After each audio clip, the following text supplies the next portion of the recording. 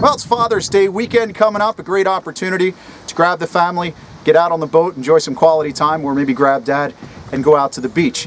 The schools are going to be letting out soon, and as soon as July 4th hits, you won't have as quiet a time on the beach, so do it now while you have the opportunity. Jim Hutchinson with the New Jersey Delaware Bay edition of the Fisherman magazine, and the temperatures in the surf have gotten up into the mid-60s for much of our region, up as far as North Jersey, 70 degrees around Indian River. Optimum water temperature for targeting those flatties in the surf. There's a great surf column, well, that could be great, I think I wrote it, in this week's edition of the Fisherman magazine for your subscribers. But the thing is, I just love targeting fluke in the surf during the summer. And this is the time you wait for. Once that water temperature gets in the mid-60s, it's all about the jig heads and the gulp. Some bucktails, grab yourself some bucktails, some jig heads, and get yourself some gulp. And it's nice and easy fishing on the incoming tide around those groins and jetties and even into the sloughs on the front beaches. Great way to spend some time at the beach with the family and slip away and catch those fluke in the surf. The warmer water temperatures have really produced a better fluke bite in some of the deeper water, especially up on the Raritan. We've had a few doormats reported at places like the Tackle Box up on the north coast along the Bay Shore. Nick Traina was out with his family on Raritan Bay this past week and hooked up with a nice 7.11 pound fish. That warmer water is of course good for some more variety. Head back down to the southern region.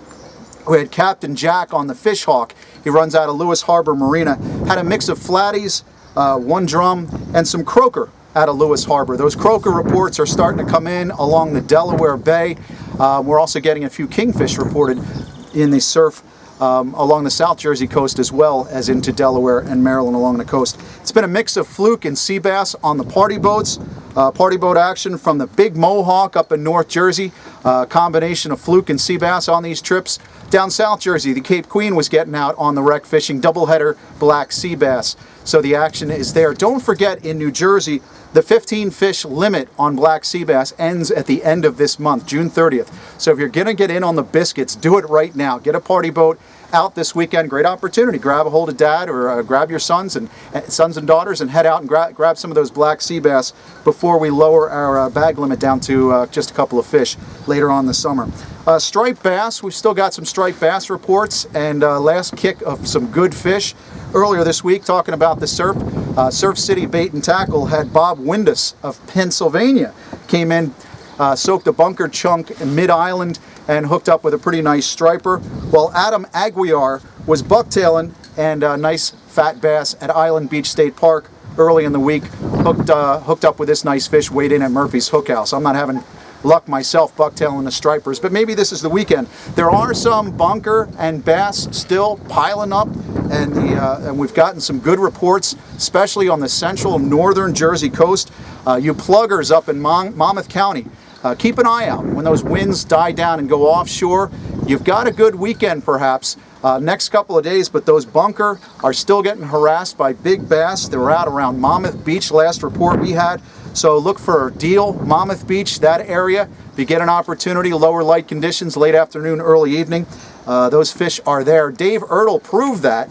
I know a lot of these boat fish are being caught and they drive the surfcasters crazy, but Dave brought in a 50-inch, 49.5-pound monster that he caught off the bunker schools, and that was up north along Monmouth Beach, weighted in at Grumpy's. Of course, the spoons are still working. You guys getting out early. Shrewsbury Rocks around those bunker schools. Parker Pete Sykes had a charter out earlier this week. So those fish are still there producing. They're still on the bunker schools. Get on them while you can.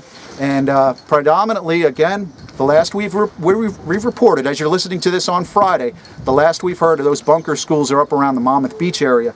So get on out. Tides, Manasquan Inlet.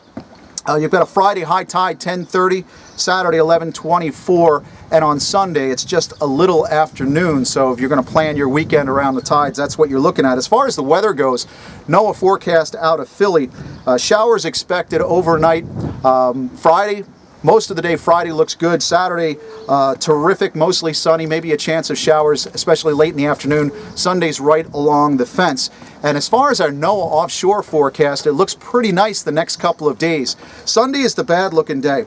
This cold front that we've got coming through could turn things a little sporty offshore from the Baltimore to the Hudson Canyon over the weekend, though. Friday and Saturday looks terrific.